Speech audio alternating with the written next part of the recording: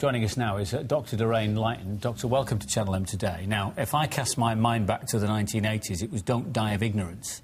Are people as ignorant as they were, or have we come forward a bit since those days? Well, we're still seeing increasing numbers of HIV in the North West.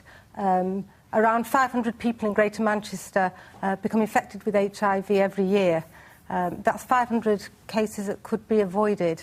The other big concern that we have is that people are not getting tested when they may have been at risk, and we know that people are suffering ill health, and some people are dying out of ignorance because they haven't been tested for HIV. Why? Apparently the statistic is it's trebled in 10 years. Why are we rising? Why is it rising?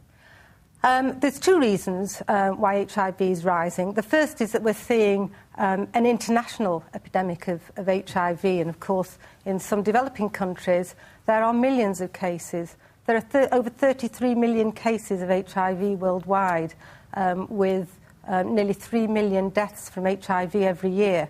So as people come into the country from areas where prevalence is high, then they'll bring HIV with them. But we're also seeing continuing transmission of HIV, particularly in high-risk groups in the UK, especially in men who have sex with men.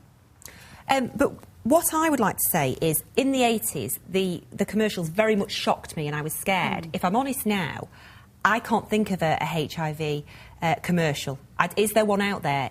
Are people pushing it as much as it was advertised then?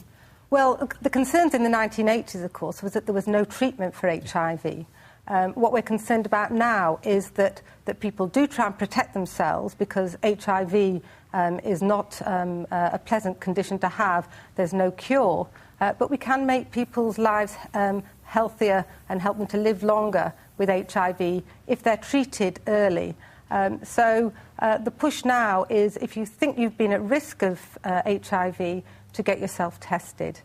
It's been estimated that about a quarter of the people in the UK with HIV don't know that they've got it. It's thought that there's 83,000 people in England and Wales with HIV, a quarter of whom are unaware of their diagnosis. And will there be any symptoms? Will it manifest itself in any way? Because I understand that there is a difference between having HIV and developing full-blown AIDS. You can have HIV and not AIDS, is correct? You can. So if a quarter of these people have got HIV and don't know it, will they be showing any symptoms at all? They may not be showing any symptoms at all, and our concern is that they often don't present to their doctor or to the medical services until they have symptoms, and by that time their immunity is very suppressed.